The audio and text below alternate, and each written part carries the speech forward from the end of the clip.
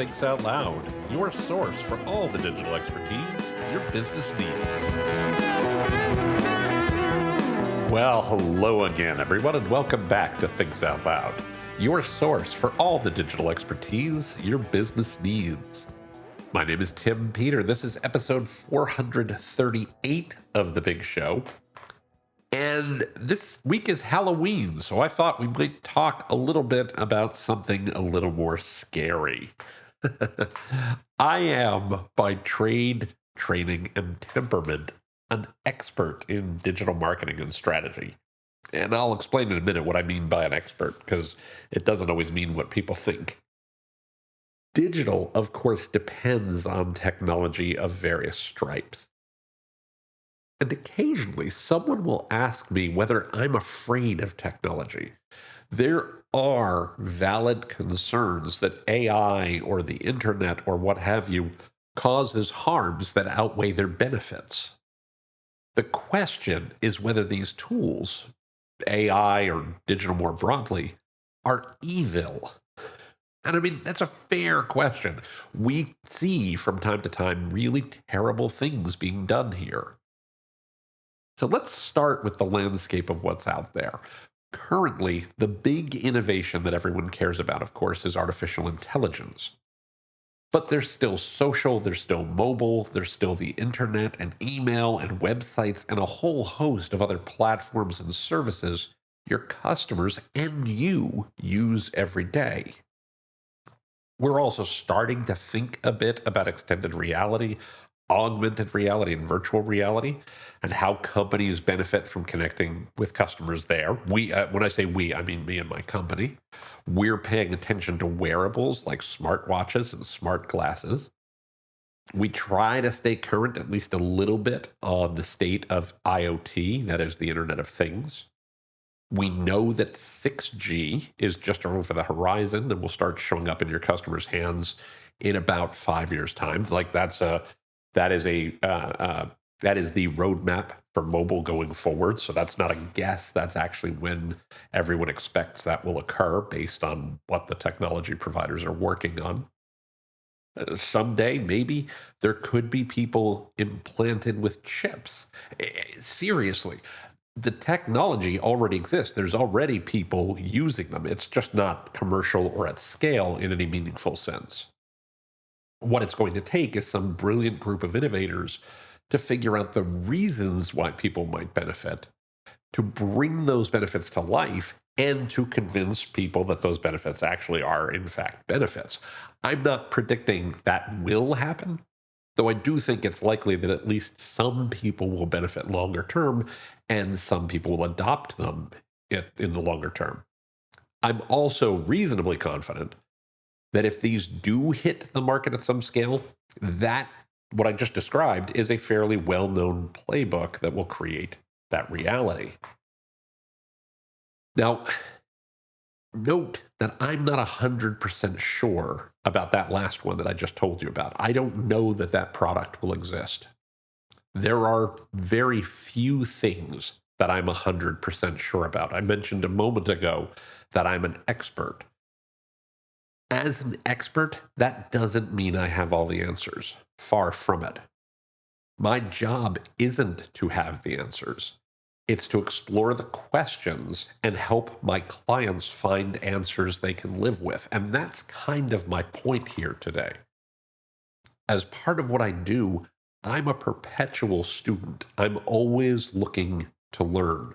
I read and I listen to podcasts and I watch videos and presentations endlessly about these tools that companies use to connect with their customers and that customers use to connect with companies. Part of that learning is continually realizing that every innovation has its pros and cons. I've shared the Paul Virilio quote many times that when you invent the ship, you also invent the shipwreck. And I will be completely transparent about this. I tend to focus on the benefits that technology provides because I tend to focus on the best in people. My sense is that, at least in the context of business and marketing, There just aren't that many mustache twirling villains seeking to use technology to make the world a worse place. I'm not saying they don't exist. I'm saying in the context of business, there aren't that many of them. I'm also, for purposes of our discussion today, going to ignore geopolitical rivals and outright criminals. Obviously, those folks exist and they're absolutely worth discussing. They're not my core area of expertise, and I suspect not why you listen to the show. I also have a much more relevant point to what this show tends to be about.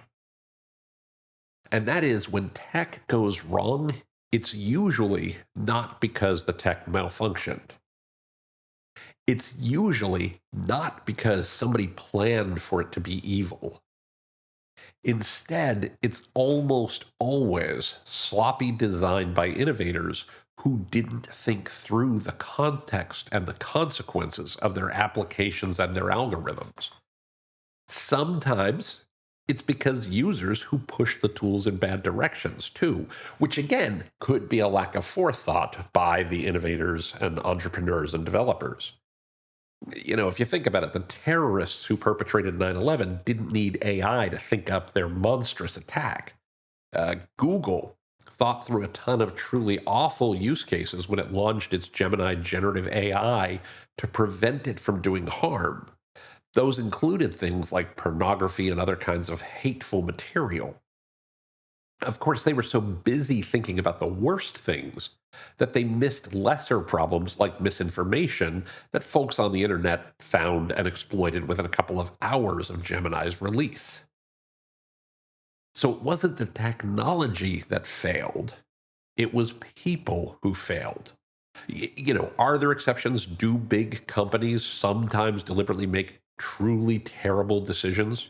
Sure, of course they do. Invariably, there's some jackass at some company who ignores the likelihood or the impacts of a given approach, or simply doesn't care if those occur. You can absolutely find examples. But the notable cases where that does occur tend to be notable because they are, in fact, relatively rare. It's not somebody being malicious. It's far more likely that some hoodie wearing product manager made a snap judgment without thinking through what could happen. That's why when I'm asked if AI scares me, I don't think it does. AI doesn't scare me. People scare me. And not because I think people are terrible, but because they can't see past their inherent incentives and biases and blind spots. Plus, of course, the actions of the occasional jerk. I mean, sure, that I live in the real world, those folks do exist, but they're not the majority. Now, you could argue when some of these failures occur, it's not especially important why it occurred if people suffer from it. You may have seen the recent story about a 14-year-old boy in Florida who died by suicide, allegedly with the encouragement of an AI chatbot. Clearly, that is a tragic story. And it's entirely fair that if the chatbot have contributed to this boy's death, it doesn't matter whether the chatbot developer cut corners or simply overlooked a potential defect. They should still be held accountable if their actions or inactions caused someone to die. But why those actions or inactions occurred matter, and I'm going to come back to that in a moment. You have to remember that stories like these aren't limited to AI. We've all heard stories about social media bullying leading to awful outcomes, especially for girls. We know that search can surface misinformation, and so on. There's plenty of these. It's not hard to find them.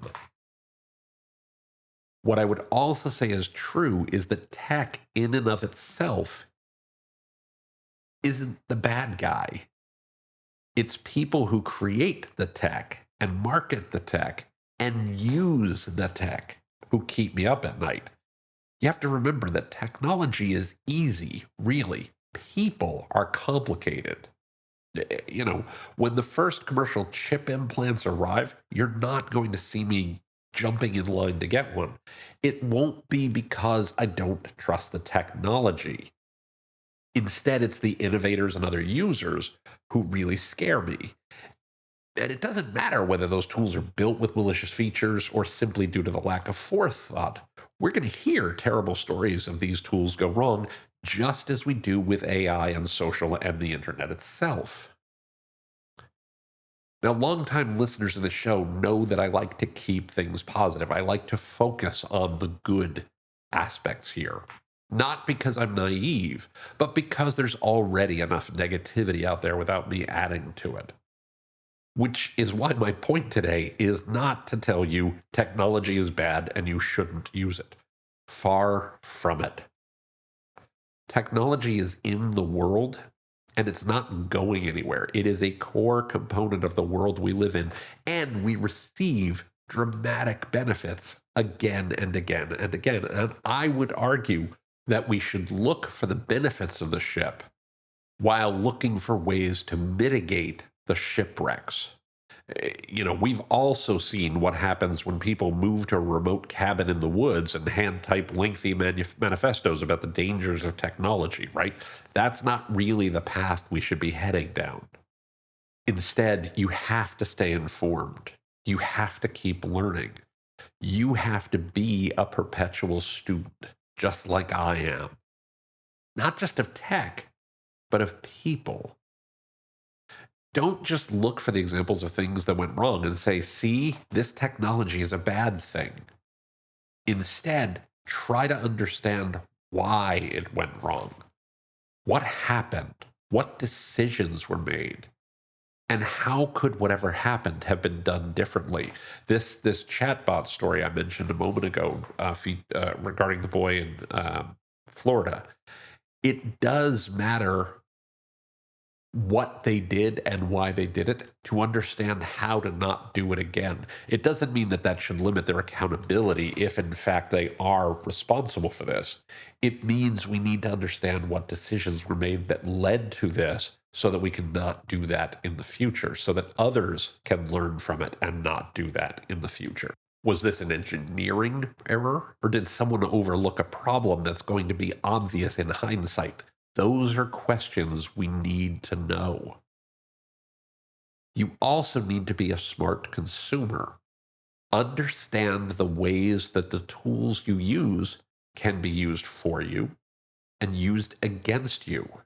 And most importantly, as a marketing and business professional, make sure you are thinking about ways your choices can hurt customers, and then do everything you can do to limit those harms, including occasionally, if necessary, canceling your program. Don't do the thing you thought you were going to do.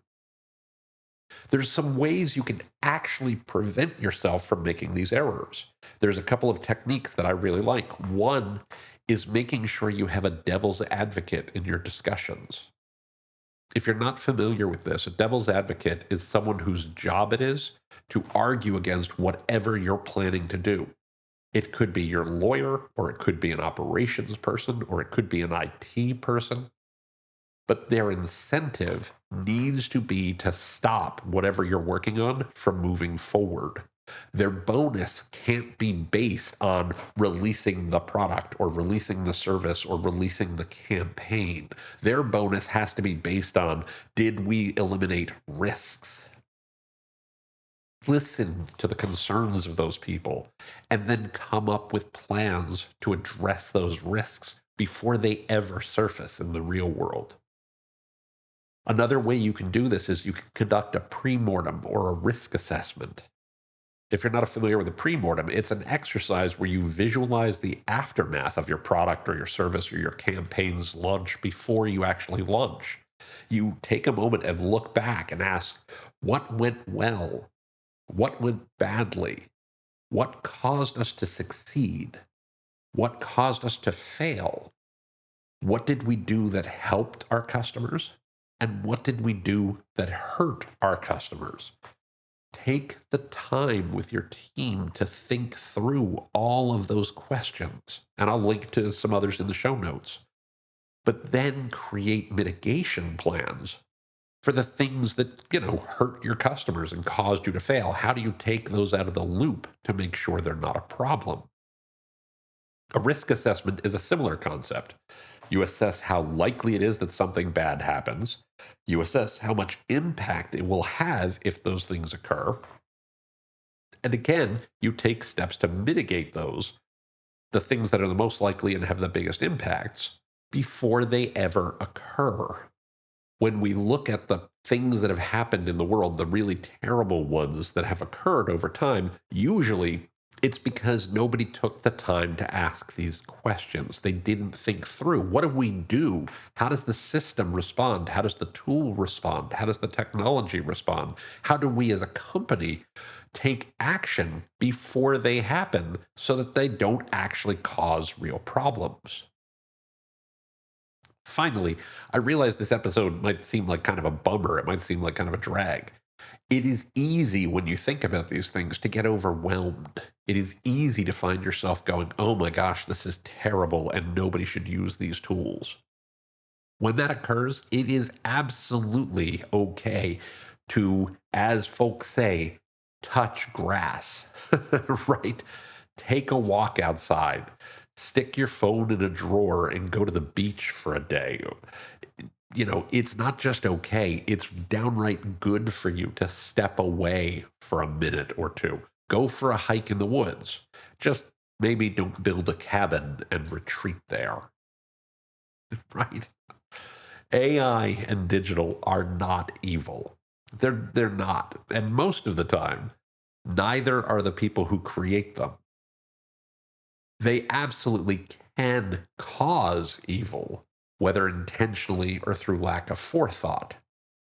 What's also true is they're not going anywhere. They're in our lives and generally drive positive outcomes. So if we know that they're going to be in our lives and we know that they have the potential for evil, our job is to keep learning about what these tools are, what their strengths and limitations are, how they can provide benefits and risks to ourselves and to our customers, and then take the actions necessary to eliminate the risks and to mitigate the harms, to ensure that they actually deliver the benefit that they're supposed to. So no, I don't believe that AI or digital are evil. What I do think is true, though, is it's our job every day to ensure that stays true. Now, looking at the clock on the wall, we are out of time for this week. I want to remind you again that you can find the show notes for this episode, as well as an archive of all past episodes, by going to timpeter.com/podcast. Again, that's timpeter.com/podcast. Just look for episode 438. Don't forget that you can click on the subscribe link in any of the episodes you find there to have Thinks Out Loud delivered to your favorite podcatcher every single week. You can also find Thinks Out Loud on Apple Podcasts, Spotify, YouTube Music, anywhere fine podcasts are found. I would also very much appreciate it if you could provide a positive rating or review for the show whenever you use one of those services. If you like what you hear on Thinks Out Loud, if you enjoy what we talk about, if you like being part of the community that we're building here, please give us a positive rating or review.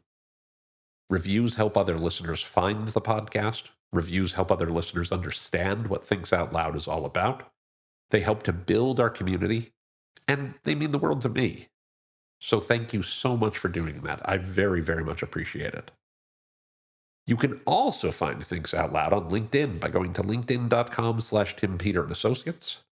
You can find me on Twitter or X or whatever you want to call it this week by using the Twitter handle @TCPeter. And of course, you can email me by sending an email to podcast@timpeter.com. Again, that's podcast@timpeter.com. Finally, and I know I say this pretty much every week, but I want you to know just how thrilled I am that you keep listening to what we do here. It means so much to me. You are the reason we do the show. You're the reason that Thinks Out Loud happens every single week. So please, keep your messages coming on LinkedIn. Keep hitting me up on Twitter, sending things via email. I love getting the chance to talk with you, to hear what's going on in your world, and to learn how we can do a better job building on the types of information and insights and content and community that work for you and work for your business. So with all of that said, I hope you have a fantastic rest of your day. I hope you have a wonderful week ahead. And I will look forward to speaking with you here on Thinks Out Loud next time. Until then, please be well, be safe, and especially in light of what we've talked about today, take care, everybody.